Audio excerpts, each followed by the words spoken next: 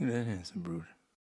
Thanks for joining again. This is Your Daily Hit. I am Adam Jewell, and I am here with my father-in-law, Papa, he is known as, to my children, Ken Miller, the Wisconsin famous real estate tycoon, Soon to be famous. soon to be famous.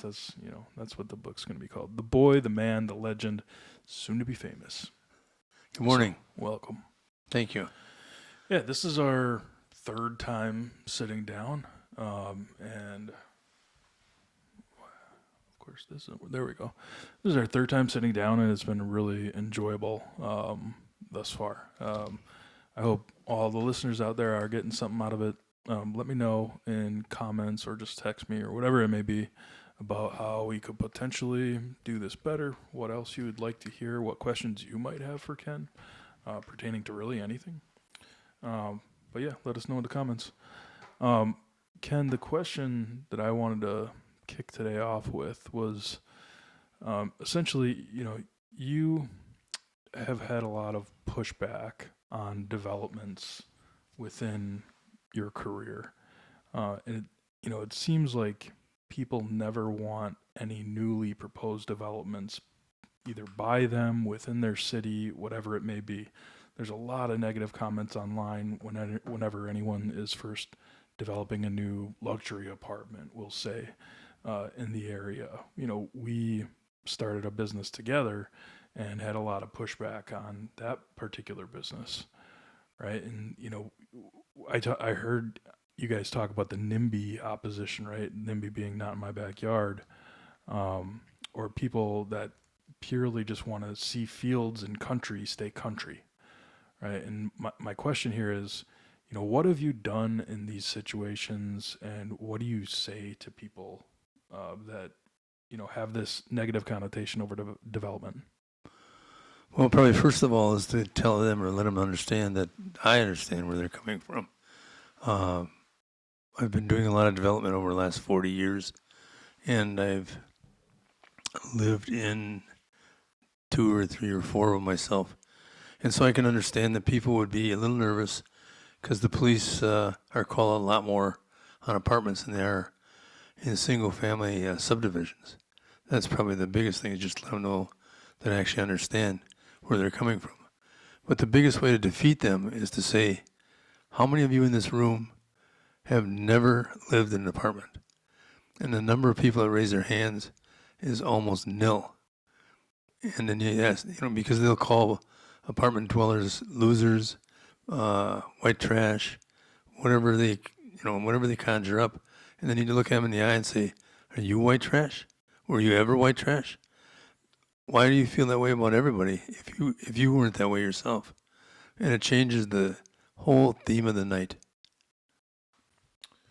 Would you almost say that developments like these, just due to the growing population in particular cities and the growing need for housing in these cities, it's almost like a necessary evil, so to say? Yeah, and that's really proven true in the past 5 years. It used to be that I think it was 32% of all people in the nation live in an apartment or a multifamily situation. It's up to 38% now. Is that right? So if you take that 6% times 300 million, suddenly you got 18 million people that weren't in the market 5 or 10 years ago. And it's just little numbers times little numbers equals a big number. And certainly it's one of the key things that we as developers have to hone in on. What is the market? Is it all luxury? Is it all, what would you call it, working class people, or whatever you want to call it, or call them? What's the greatest market, in the area that you're building in? It changes from state to state, city to city, country versus city, urban versus suburban. It's always fluid, and it's always changing. So you got to be aware of what your market actually is. And have you ran into any really hostile people within town meetings, within I don't know, just in the public with being a known developer? Have you ran into any really hostile people over this kind of stuff? Yeah, for sure. I mean, I've been in restaurants and been approached by people at who I am, and they're unhappy with what I did next door to them. And I never even knew who they were prior to that unusual meeting, but I've never been threatened, at least. Uh, and I think it goes with the job. That people, the NIMBY theory that you refer to is certainly very accurate. They moved out there, but they didn't check on what was going to be the zoning on the property next door. So when that zoning goes into effect, it might involve 150 units of apartments, and they'll just sit there and complain and throw up their arms, and they'll call the common council people liars, and just it gets pretty vicious at times, and so you have to, I guess, be like a duck and then just pass it over your back and get rid of the thoughts and go about your life. Try to do the best you can. Yeah. Yeah. And do you ever talk to them? I mean, if someone saw you in a restaurant and started, kind of harassing you or whatever you want to call it, questioning you, what do you tell them sitting at a restaurant? Well, you try to listen, try to break it down, and sometimes it takes 5 to 10 minutes to figure out what they're actually complaining about. And once you discover it, you can maybe give them a solution. If it's some sort of chronic problem with the apartment buildings, drainage problems, furnace problems, whatever it happens to be, you might be able to give them a name of somebody that can come in and help them solve the problem. Because most of these buildings we get rid of them at about 15 years. So they're not exactly new. They're new when we start with them, but people are complaining about a chronic thing, and they'll all make it worse than it is. It might be a $100 item, but when you talk to them, you'll think it was 18,000, and it just is amazing how people can exaggerate things. Right. I've actually had people come up over the years and apologize for the way that they acted in a previous meeting because they didn't really know who we were and how we do the buildings and the quality that we try to put in. We try to put them in a light that would be something that I would want to live in myself or have my grandchildren or my own daughters. So when you start looking at it from a personal standpoint, suddenly you want to do them nicer than just throw a bunch of kind of vanilla buildings. Right. Right. And the other thing that I've seen, and even that I've been part of, is you really, the kill them with kindness kind of phrase, Exactly. right? Where, we've had some personal things with some developments, Sarah and I, your daughter, where people would be calling the business and complaining about something. And the worst thing to do in those scenarios is start arguing, right? And Especially loud. yeah, especially like you don't want to get into a fight for sure. I mean, the best thing to do is, like you said, really try to understand where they're coming from, put yourself in their shoes, and then try to remedy the situation however you possibly can. Exactly. And probably one of the worst things I've ever done was take my wife with me to some of these meetings because she just doesn't forget. Those people could overflow us with compliments a year later, and she'd still hate them. It's just the mentality that she thinks that they should not act that way. Well, people are going to. They're scared. They don't know the knowledge. They're waiting for transparency, and you can't really give it to them. We have typically, if we're going to do a fairly large development, we'll have a pre-meeting where we rent a church basement or something, or an auditorium somewhere, and have a pre-meeting with as many neighbors as we can get to come to it, and try to explain to them what we're doing so they at least aren't in the dark. Because there's nothing worse than somebody that has a negative feeling and they're just looking for trouble. Yeah, no, that's a really solid point. I mean, the transparency aspect and being able to answer any of the questions the public has, or anything like that, has done wonders. I mean, it definitely de-escalates, I'll say, the situation just with the knowledge that's provided at those meetings and the transparency. Yeah, and if you can give them a handout that explains what it's going to look like, I mean, that's probably one of the biggest things. They don't want a piece of junk sitting next door to their $800,000 house. Right. So try and explain to them that they're going to be equivalent, just that one's going to be a lesser value. Yeah, makes sense. Okay. Let's switch gears a little bit here. And you've had a long career in real estate, and one of the questions that came to my mind was that I've heard stories that you either got lucky or played the 2008 crash really well, right? And didn't really lose out there at all. Can you tell me that story and how it all played out, what you did? Well, it all started with basically uh, imagining or thinking or planning or whatever for the 2008 election being won by a liberal, and I could see the 1031 exchange going down the drain, the corporate taxes, those sort of things looked like they were in jeopardy. So we sold off probably 90% of our buildings and paid the taxes that were owed, the income tax, state and federal, because we didn't trade in to another project. We cashed out, so to speak. And that turned out to be a smart idea, except for the fact that we gave our money to a financial broker. Hope he's not listening to this. And he did us absolutely no favors and lost just a bundle of money. That was gonna be one of my other questions. Outside of real estate, have you done any other investment, whether it be in companies and or the stock market and portfolios and whatnot? And how has that treated you compared to the real estate? Well, the answer is yes, periodically, and it hasn't worked out well. I think the timing was much more lucky or turned out to be lucky on the real estate sales than what it ever has in stock. I don't know enough about it, I think, is the problem. And so then you're likely to do something stupid because you don't understand it. So it's been real estate and real estate and real estate.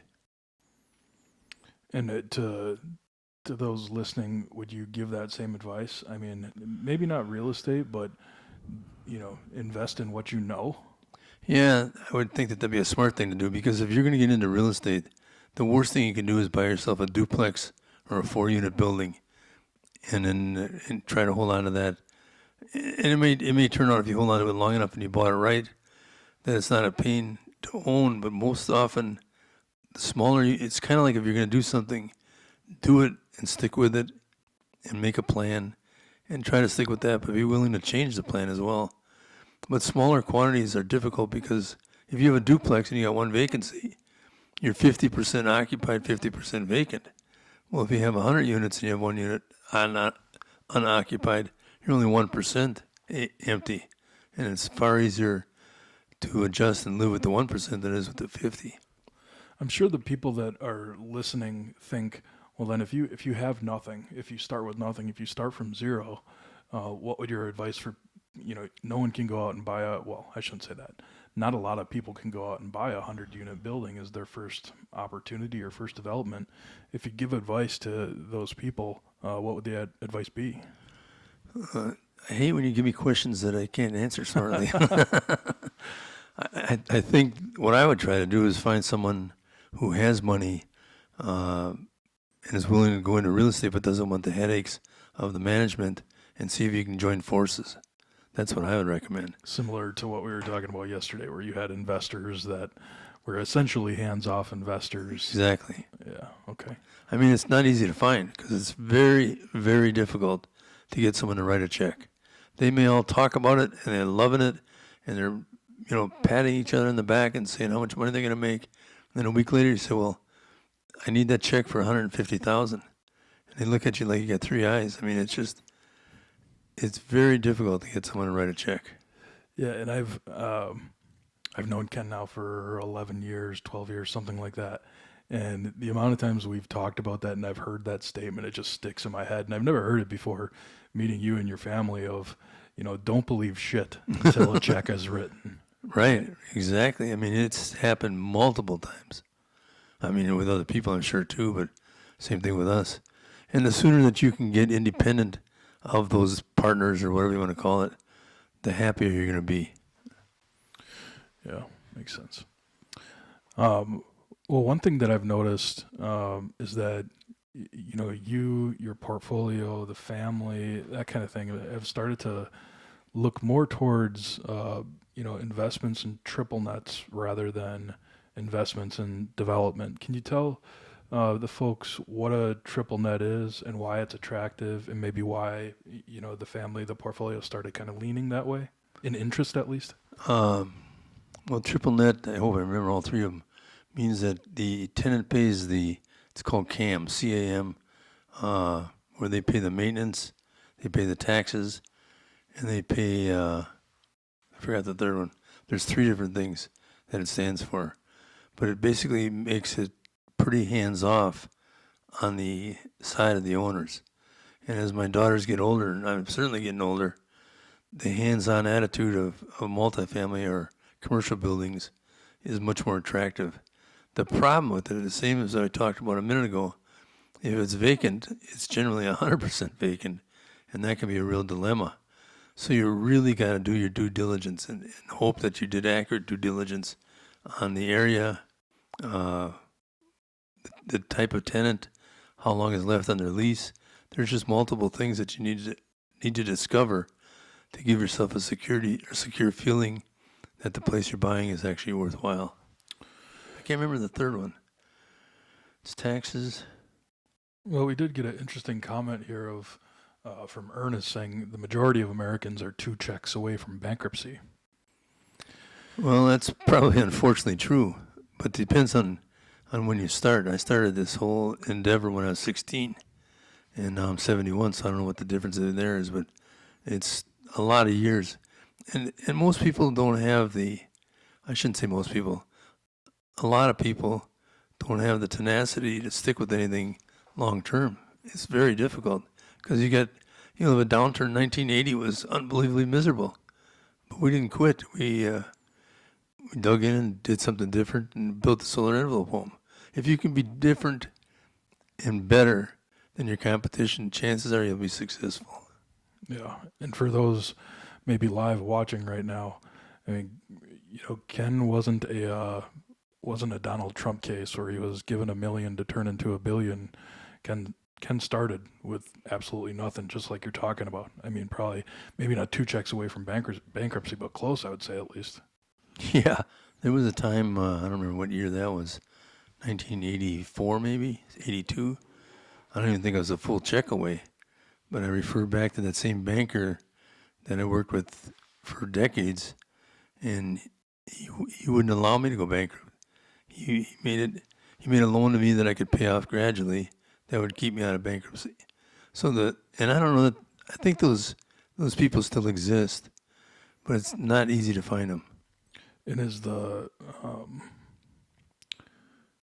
do you think creating those relationships and finding those people that will offer you that is the key? And and I would also add, is it a lot different now than it was in 1970, where people at banks had more people at banks in 1970 had more authority to give a loan based on their opinion or discretion, rather than now it's like you go into a bank and everything is just a computer model, and if you don't match the criteria, you don't get anything. Yeah, exactly. And the other thing is, which it took a long time for me to understand, is as a rule, it's only as a rule, it's not 100% the rule, bankers are not your friend. They're in business to make money, and a lot of times them making money or keeping themselves out of trouble means that they have to have you paid on your loan when you probably don't have the money to do it. And so they can't be your friend is really what it amounts to. So you really need to be cautious when you're borrowing to make sure that you understand where they're coming from and make sure that the 10 pages of loan documents are something that you can deal with long term. Yeah, yeah, it makes complete sense. It's kind of a keep your friends close and your enemies closer. Yeah, and you don't want to be an enemy of them. And I do think that it's different today than it was years ago. Now let's say that in the Milwaukee metro area, we had 100 different banks, different owners, uh, different business models and whatever. We probably have 15 now. They've consolidated and everything's big, and it's hard to get to know the guy on the top. I mean, you probably never will.